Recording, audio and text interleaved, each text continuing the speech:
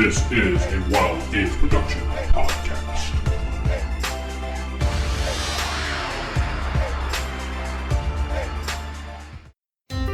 You remember. Roll your stealth roll? Game books, pencils, pizza, cheese puffs, and a hell of a lot of dice.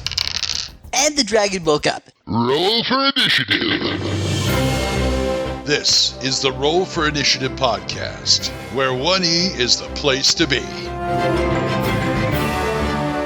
This is the Roll for Initiative podcast. We are back for Volume 8. I am Vince, sitting with Nick. The band's back together, man. And Matt. Hello, everyone. We are back. Brand new show. We're doing Volume 8 now, and we're going to go along with this train. We got a little bit of a change in format this season, and this is going to take us through pretty much the end of the year as we were talking. I mean, barring incident or whatever, we have enough shows here to talk about until the end of the year. Believe that, guys? Wow. Yeah. Wow, crazy, nuts. There content. you go. There Boom. it is. So you won't hear any segments and bumpers or anything like that. We're just going to jump right into things, and we're going to start reviewing and talking about the D&D cartoon. A lot of people have requested this over the years of us going over the episodes and talking about them and giving our thoughts and what decisions we would make during the cartoon if it was an actual game. You've seen that YouTube video when they did that, right? Have you guys seen that? Actually, I haven't. I have. It was a YouTube video where I guess someone took the cartoon and they actually put it as if the cartoon was talking to a real dungeon master, and he'd pause it and you'd actually hear dice rolling. Nope, you can't do that. Whoop, you missed. Things like that. I got to find that link. It's really hysterical. Okay. But anyway, we're going to talk about the first episode, The Night of No Tomorrow, which premiered on September 17th, 1983. Wow. Oh, gosh. What a wonderful time. I was 12 years old. Aw. Poor I little think. Nick. I was 12. I wasn't even, I was like 8. So. I was 3. Aw. I am an Or old actually man. 4. Yeah. I am 3, an old 4. man. Oh, dear Lord. And this is written by Mark Evener. Am I probably pronouncing that Evener? Yeah, but he wrote a majority of the cartoon episodes. Yes. If you look, one way or another, he's involved in writing the episode. He may not be the lead writer on them all, but he was involved in writing just about every one of these episodes in the first season, Right. at least. Now, I think they started like pre-production on the whole series, late 1982? Yeah, they did. And doing the whole, doing all the animation took them up until like several, like about at least 9 months later. There's a lot of episodes for the first season, 13. Yeah, and then if you look at the very beginning credits, you'll notice it's also co-produced with Marvel. Yeah. Yeah. Marvel Entertainment at the time. Marvel Productions, I should say. Yeah. Which was the they were doing stuff like Spider-Man is yeah. made, Transformers, G.I. Joe, My Little Pony. You had to bring that one. Anyway. Yes, I did. So this episode kind of starts in the middle of like what the hell is going on, because you get the standard intro that we all loved, them going to the amusement park, going in that, what was the ride called? I can't think of the name offhand. Dungeons and Dragons? Yeah, I think it was That's just what it called was Dungeons and called. Dragons. And they fell through this Yes. portal and they came to this land, and you see the Dungeon Master shows up and just gives them these random weapons. Hank is the ranger, given a bow that creates arrows of energy. And presto, the magician. Why did they name him a magician? Why didn't they name him mage or magic user? Anybody I know? don't know. I just thought that was kind of weird. Because maybe magician is more identifiable as a word to Was most this- people. Was this kind of during the panic era and they were afraid? Oh, it was dead in the Oh, middle of it, 1983. Yeah, exactly. Did they think maybe magic user or mage would have been too much of a whole, that's demonic? So No, I don't think so. I think it was more about identification. People hear magician like, oh, I get that. Right, and really, if you look at the type of magic he was doing, it was all, what am I pulling out of my hat? My hat, yeah. So he was a magician. He's Yeah. pulling things out of hat. And Yeah. more often than not, it was more like, what am I pulling out of my arse? You know? Right. Yeah, pretty He much. was very much out of the Bullwinkle magician school. Yes. Oh boy, what's the difference, Rocky? Oh, that trick never works. Oh, I'll try again. Anyway, he's given what is up with Moose and Squirtle? He's given a hat of magic spells. Yay. Eric the Cavalier, the utter chicken of the entire series, voiced by... Eric was Donnie Most. There we go. Or later known Ralph as... the Mouth. Or known as Don. Yes. Right. Didn't It's want to Ralph be, the Mouth. didn't want to be called Donnie anymore. Anyway, he's given a shield that can deflect against any attack. Yay. Yay. And Diana, the acrobat, is given an extendable javelin that allows her to do feats of acrobatics. Yep. That she can also throw and bounce off of things too, as you've seen in the episodes. Yeah. Yeah. Which So is in kinda other words, cool. yeah, part Daredevil, Mm-hmm. actually. And Sheila, the thief, is given a cloak that, when pulled over her head, makes her invisible. And finally, we have what? No, it's a cloak of invisibility. Yeah, pretty much. Yeah. And Bobby, the barbarian, is given a club that can crush anything it is struck against. So You mean Bam Bam? Bam Bam Bam. Bam. He's Bam. Bam Bam. He causes earthquakes. So we got. So the party consists of a ranger, a magic user, a cavalier, Yeah. an acrobat, a thief, and a barbarian. Where's our cleric? Exactly. We don't want to go into that for a Saturday morning cartoon about religion. Yeah, pretty much. That's now the censorship. We Yeah, don't want to go through would that. have been controversial. Yeah. Right. Yeah, just considering some of the controversy later episodes in regards to some of the violence. Right. So the episode, after you go through the whole little intro that we love, is basically just starts in the middle of the group climbing the mountain. They're attempting to find their way home. They're kind of complaining about it. Side note, how the hell is this unicorn that climbing the mountain? Oh, The unicorn voiced by Willie Aim from Charles in Charge. Yes, correct. Yes. no, Uni was voiced by Frank Welker. Yeah. I thought, who was Willie Aim from Charles in Well, Charge? Is who He was then? Hank. He's Hank. was Hank. Yeah. Oh, yeah, he's Hank. Okay. That's correct. Okay, that's right, because the big bad in this is voiced by Optimus Prime, Peter Cullen. I'm Optimus Prime. I'm Ninja. Actually, I'm Peter Cullen. Yes. Yes. But anyway, they're climbing this mountain, and Uni is somehow climbing the mountain with them. How the hell does a unicorn climb a mountain? How Because it's part mountain goat. And my other question is, they're not weirded out by they now have a unicorn with them? Well, you don't Or even they know. seem really well adapted to the fact that, hey, we just got sucked through in a coaster, and this weird little bald guy that looks like the guy from Princess Bride gave us a bunch of weapons, Yeah. and they just, yeah, it's just like, I don't think the first episode was meant to be like that. It was like they've already apparently spent some time here. It's kind of Which- like you got thrown in the middle of session 3. yes. Yeah, pretty Because much. when I first watched this, I started watching it. I'm like, oh, I must be watching the wrong episode. Let me go check. No, Huh, it you says were it's watching the first right episode. Yeah, Let me you- go to the internet to double check because this cannot be right. Oh my God, it is. Yeah, you're Wow. watching the right episode. Don't worry. I guess what's that called in media res? I guess so. Yeah, but they give no backstory at No. all outside of the intro theme. The intro. But No. it's an 80s cartoon, so that's all they need to do is explain that, and kids are dumb, so. You know what? We My got 12-year-old brain did not care. It did not care. No, of It course was not. D&D on television. I was sucking down freaking Fruit Loops in front of the television. I was a happy boy. I think this was one of the early morning Saturday cartoons, like 8 a.m. Eastern time zone. Actually, it came where I was in Central Time Zone, where I grew up in Omaha. Mhm. It came on kind of later in the morning. Did it I for think you? It was Oh. like, I think it was like 9, 10 o'clock. Oh, technically, if you do Google it, and I know Matt's good at a Google food, you can actually look at the TV schedule for whatever channel it was at the time frame during that era. Yeah. Oh my God. But anyway, Oh, so yeah.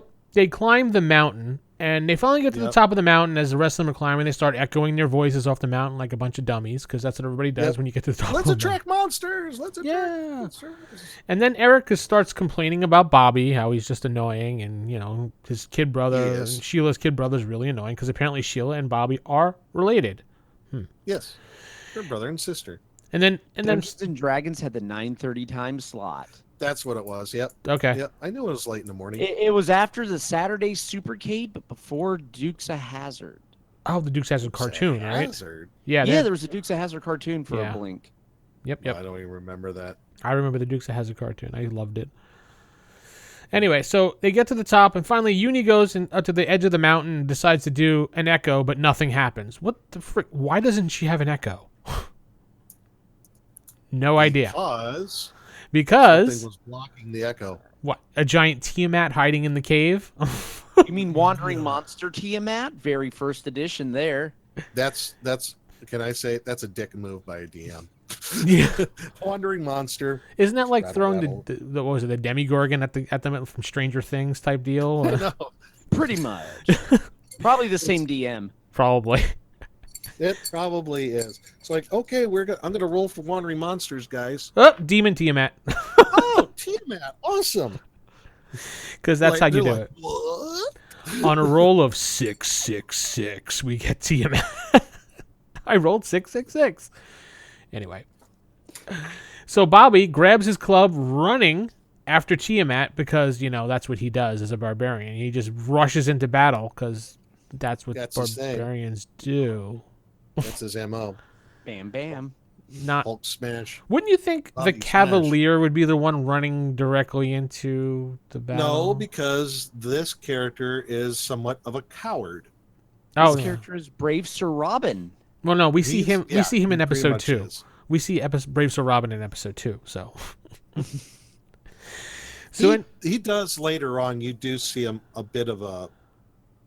When push comes to shove, he will help out the rest of the group. right. But Yeah, he's you have to be still- pushed he's a- into it. He's a sniveling rich kid. Yeah, pretty much. Which we find out a lot how filthy rich his family is as the series goes on. But anyway. Yeah. So Hank saves Bobby while Sheila distracts Tiamat at the cave because he starts shooting his little magical, energy bolts at Tiamat, distracting her. Yeah. And then Bobby runs back. Oh, no, he shoots Bobby's club, which knocks him out of the way so Tiamat can't get him. Yes. And then Sheila goes to the cave and says, "Hey, Tiamat, I'm over here." And then puts her cloak on as Tiamat runs after her, and Bobby swats the rock down that blocks the great Tiamat inside the cave with a rock. Yeah. Apparently, Tiamat woke up from a nap, was totally groggy, did not know what the hell it was doing. I'd be pissed off if there was a bunch of people outside my house making noise. Well, really, if you follow the episodes of this cartoon, you'll discover that Tiamat his weakness is the same weakness of Wile E. That's a Coyote. she. It's a she. Tiamat's It's a she. a female. Yes. Oh, yeah. Tiamat is vulnerable to the same things Wile E. Coyote is. It's just Oh, stupidity. falling off cliffs? Falling off cliffs, falling in holes and getting trapped. Very much Wile E. Coyote weakness. So she's trapped in that cave. Oh, whoo! Adventure over, encounter over. Here's your experience points. What do you think you get for that? Like 2? I mean, really? Yeah. Nothing? They invaded the encounter. Whoop-de-doo. Yeah. And then they're just like, oh, whoo! And then Dungeon Master, this little short guy named Dungeon Master shows up and he's like, "Hey, I have an adventure for you." Hey, what's up, yo? And he's like, "Hey, if you go here and do this and find this, you might be able to get home. But beware the guy with the white hair. He'll be your greatest enemy." I'm just like, ugh. And then he does his little, "I'm going to walk around the rock and disappear." And Eric's like, "Oh, he did it again." Yeah, and then Eric complains wah. again. Yeah, I think Uni followed him around the rock and went, "Wah," and there you go.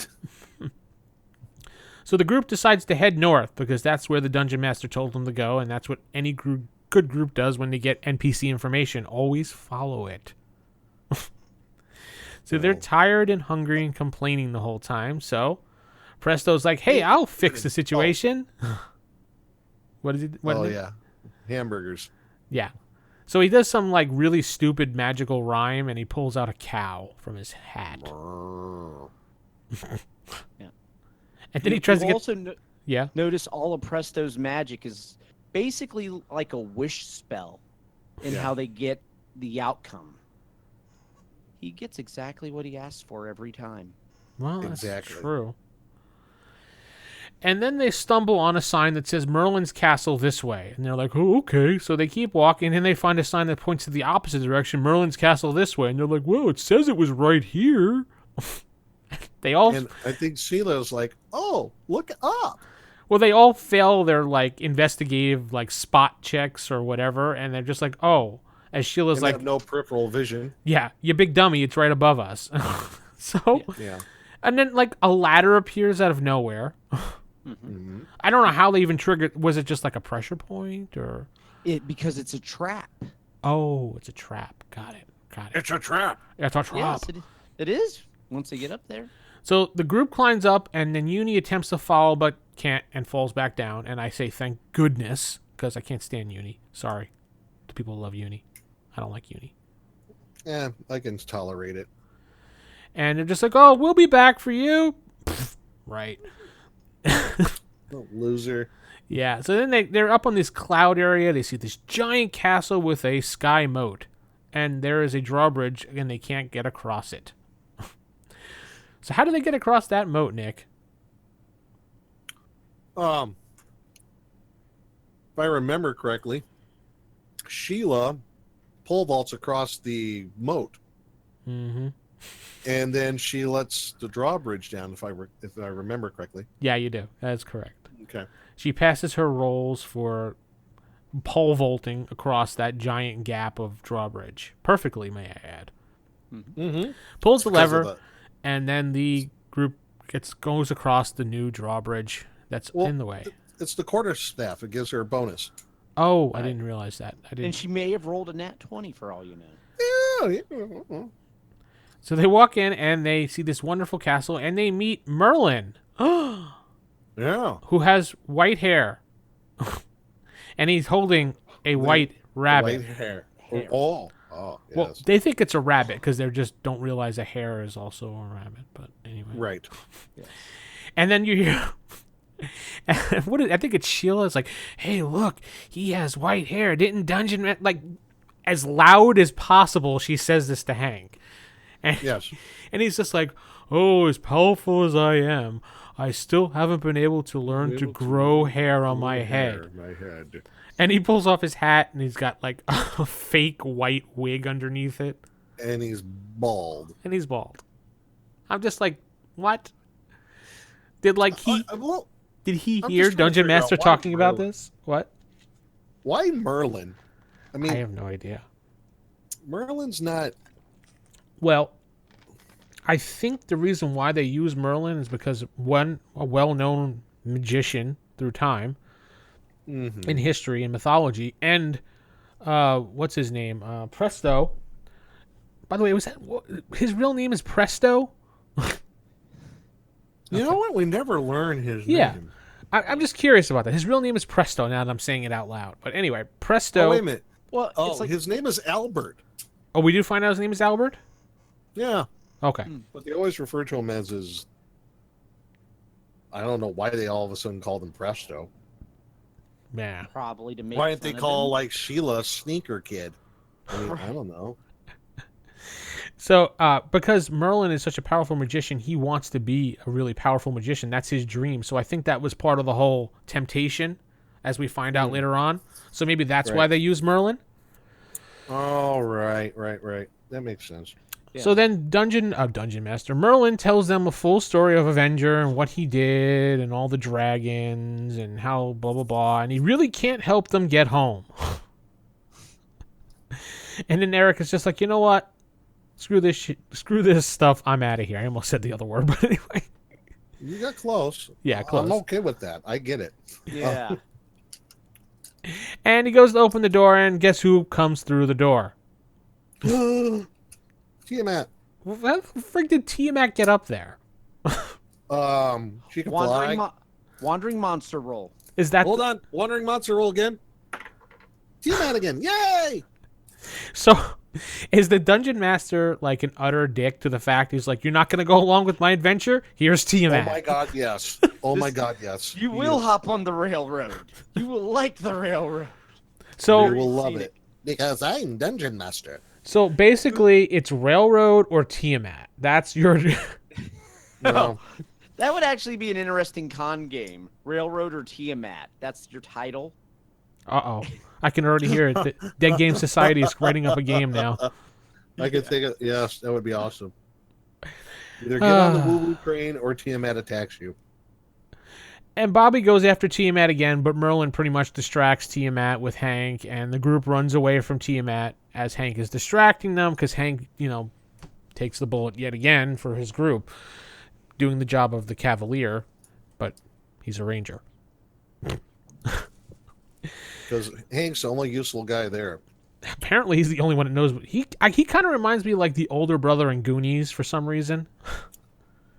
Oh, yeah. I don't know why. Just he reminds me of the older brother in Goonies, how he was like leading the group and trying to keep them together. And He's Fred from Scooby-Doo. yeah, that's even better. Fred from Scooby-Doo. With a magical bow. It is just like the Dungeon Master is actually Wallace Shawn from Princess Bride, or Yes. they're the same thing. Look at them. Yeah, true. Oh, God. So while Hank is distracting them, they run into another room to find a giant dungeon hole. I don't know how to really describe it. It's just like a hole in the ground with a door over it. Yeah. And they're just like, help me open this up. So they all open it up, and then they ask Presto to pull a carpet out so they can throw it over the hole. And here comes Matt's theory of Wile E. Coyote here. Yep. But He comes a-charging, and he falls in the hole because he cannot see holes in front of him. It's his weakness. yeah, pretty much. He falls through the carpet, and they just close the door on him, and the door keeps her trapped down there again. Yeah. I'm waiting for the kids to Because- paint a hole on the side of a wall and him to run straight into it and Tiamat knock herself out. Because Tiamat is an idiot in this show. But, Yes. may I add, Presto actually did something correctly for once. He actually made the carpet, yes. We need to keep tally of that, because I don't think that ever happens more than a couple times throughout the entire cartoon. That's once. Once he actually pulled out something useful that saved the party. Exactly. And then after they finally do that, they're like, woo, thank goodness, we thwarted Tiamat. Now we can all go relax. That was close. As they go into the next, back to the cauldron room, I guess, and he tells them more about how he really can't help them, but he tempts Presto to become his apprentice, to help him research some spells to help them get home. So the group is I just love it. I just love it how none of them questioned, excuse me, Merlin, how did you get here? yeah, well, Plot hole. yeah, they don't really, they're just like, oh, are you sure? Oh, you can't help us? All right, bye. And they all leave. They just all take off and leave. And they go back to the town where they were supposed to go. I think it was called Helix, I believe, at one point. Yeah. Yeah, Helix.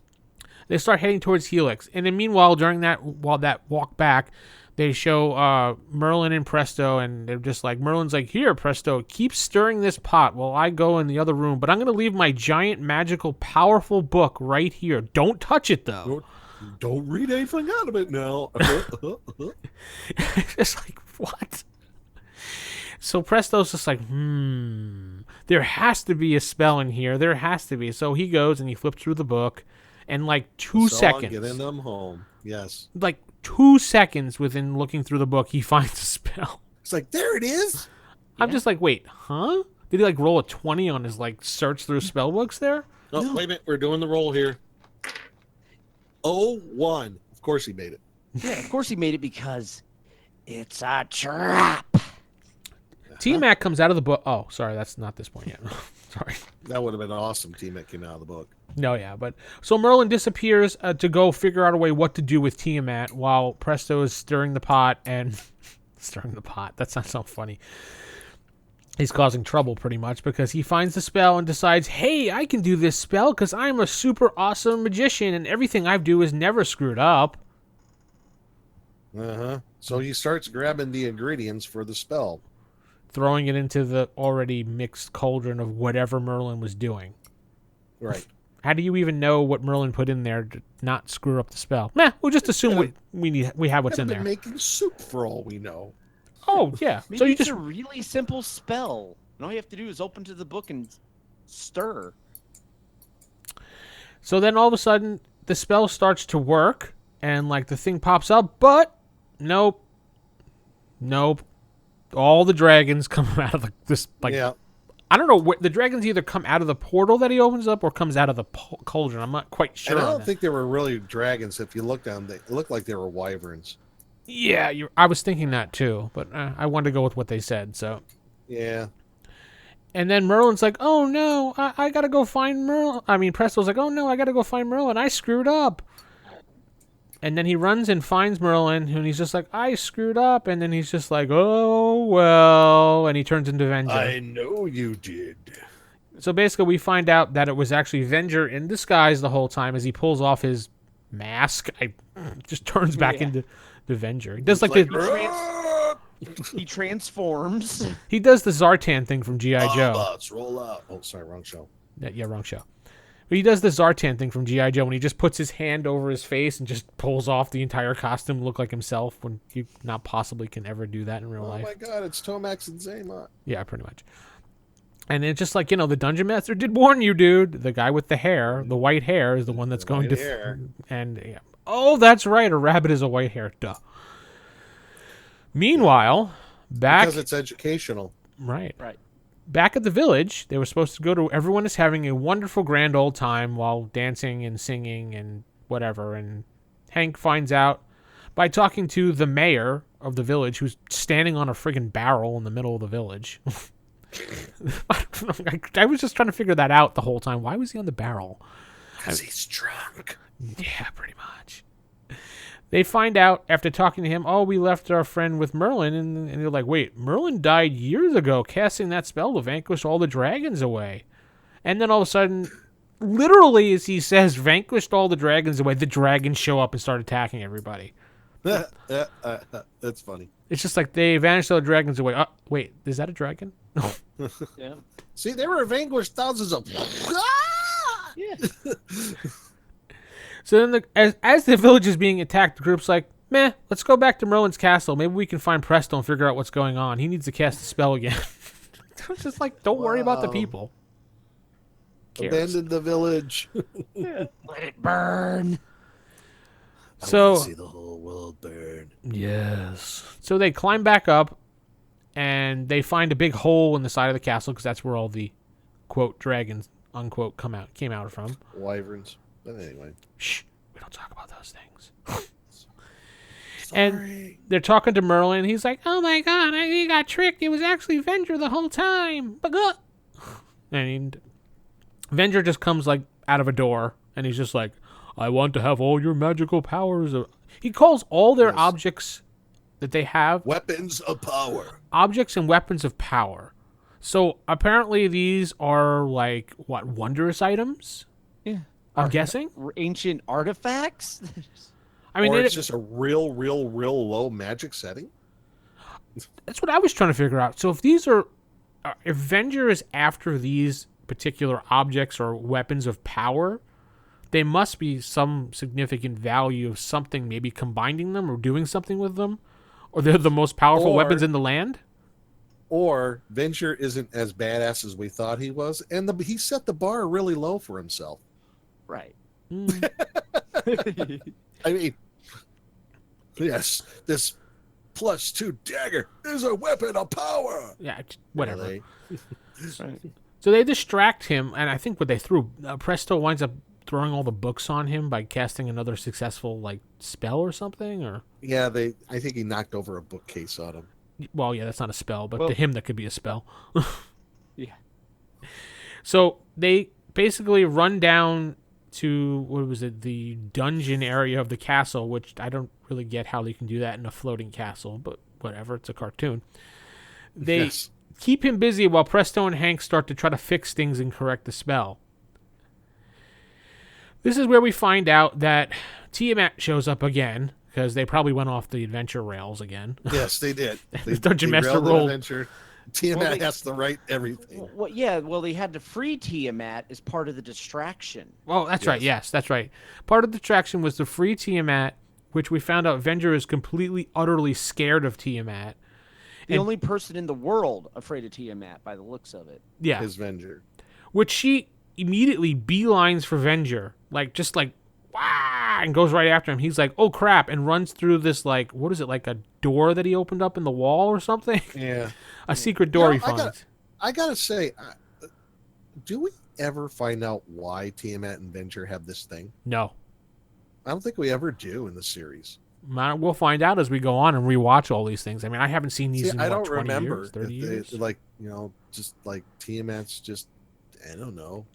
Maybe there's some sort of rift between the wandering monsters and the main character NPCs. Maybe that's the she's dividing. Pissed off of being reduced to a wandering monster. Right. Instead of getting that walk-on wandering monster role, Tiamat wanted to be the star. I want to be the boss monster. Yeah, maybe that's it. Maybe it's a weird union, non-union thing. Maybe there's not good benefits for the wandering monsters, and there's Venger getting all the good stuff. So what's she gonna do? Unionize all the wandering monsters? What are you talking? Pretty about? much. Yeah. Yeah, So she's Tolstoy. Yeah. pretty much. So Venger runs through the secret door, which he finds, and Tiamat follows him, I guess?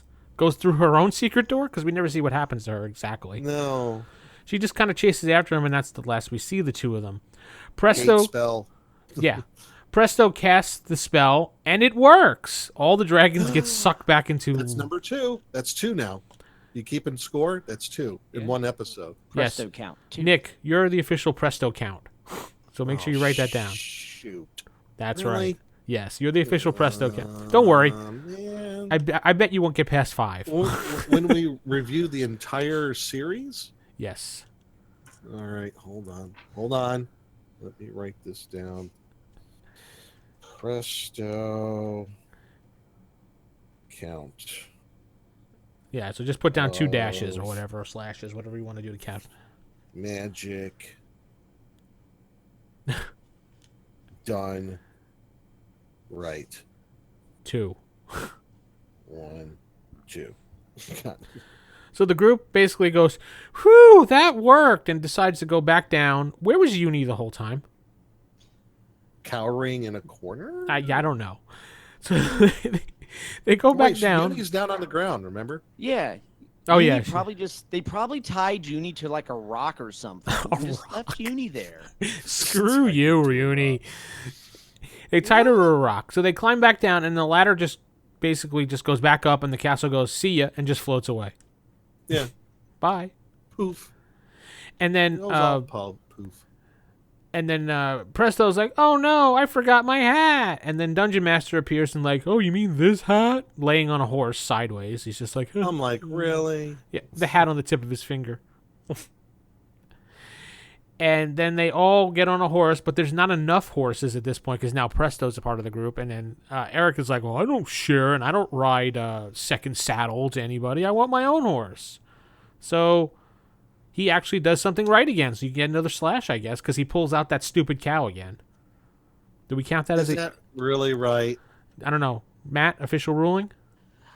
I'm going. That's what he meant to do. So, He yeah. actually Okay. pull the cows. I was actually expecting a donkey, but instead they went with the throwback cow. So, presto count a magic done right is 3. Yep. And then the group rides off into the sunset, so to speak, back towards Helix, laughing, and Eric is stood there with the cow licking his face. And that's how the episode ends. So. The end. The end, yeah. And that's pretty much it. Dungeon Master just kind of went poof. See you As guys he always later. does. He went around a rock again. Oh, that's did. right, yeah. He went on a rock. And our cavalier's like, he did it again. Yeah. I wonder how many... Nick, let's count how many times... No, I'm kidding. How many times Eric says he did it again, which is every episode, so never mind. Right. It's the running gag. Yeah, it's just a running gag. So, first episode, we all probably haven't seen it in many years. I probably haven't watched this in like 25 plus years since it originally aired, and maybe in the early 90s I might have watched the reruns that they had on. Was this on CBS? Yeah, it was originally on CBS in '83. Right, and then I think it might have been on USA at one point too. Yes, USA Network. I recall it being on there. So overall, I think this would be a pretty cool adventure to actually write out, but I think it might need a little more padding and fluff to it because it's too railroady. Yeah. It as it is right now, I'm just thinking, man, it's getting close to being bad as Forest Oracle. I don't know if it's that bad, dude. But it's not that bad. I'm like, it's borderline I think with a little tweaking and a little more backstory as to why the dragons were vanquished, or the wyverns, as you're saying, were vanquished, and what they actually did, and, you know, make a little more of, like, the adventure as far as the town of Helix, and which I don't get why the town of Helix was the only town that was attacked by these dragons. Well, I the basic premise can be put into as a plot for adventure. You got this town. Yeah. They are celebrating their annual celebration of the vanquishing of the dragons, or whatever the heck you want to call them. And all of a sudden they return, and your group has to find out why they've returned, and they have to go find this magical floating castle and all this and all the other stuff. I don't know if I'd have Venger and Tiamat in there, but I mean the basic. Tiamat? But I like the idea of, like, there is like a kind of making a twist on it, instead of it being like Merlin that vanquished him. Maybe it was an evil magic user that some other group hundreds of years ago had to vanquish. Good idea. Yeah. And then he lived in this floating castle in the sky in a cloud, and now someone has to go back to the castle because that's where they think that the dragons or whatever flying creatures have been let loose. Yeah, I mean, this whole story actually is almost like the plot to the Dragons of Tarkir, the Khans of Tarkir plot in Magic the Gathering for that whole little expansion block. It was like, oh, there's a land without dragons that used to have dragons. Now they got dragons gun. Right, and now this guy, Sarkin, wants the dragons back, so he goes back in time and makes it so the dragons come back, and fast forward to the future, there's dragons. So yeah. I mean, there is something there with the general plot, and I mean, and also just thinking of it even with the kids and how they got sucked into D&D land. It was like that's pretty much like every the start of every Ravenloft campaign. Yeah. Right. Oh, look, you're going into something. Oh no, you got sucked to a different land. Okay, so they got sucked into the Saturday morning equivalent of Ravenloft. And we skipped the whole getting to know you section of the game in this story. It's almost like it's a con game, like a convention game. We're going straight to the action. Here's a little bit of backstory, but we're not really going to talk about it. And just go. It's a tournament module. Yeah, pretty much. Hence why there's Wandering Monster Tiamat. Which keeps you on the rails. Yeah. But like I said, I think the basic premise, if you could, that's definitely workable as an adventure. I think it'd be kind of cool. Yeah, it would leave it open to like a lot of avian encounters when you're in the flying castle. Maybe stuff you haven't ever used before. Good idea. right. Like, how often do we use Aarakocra? I mean, really. Alrighty. So that's the first episode of the series. Tell us what you think, rfistaff@gmail.com, or you can hit us up on Facebook at our RFI page on Facebook. Leave a comment on our webpage, rfipodcast.com. With that said, we're going to say keep it original, keep it old school, and good night, everybody. Hey, everybody. Good night.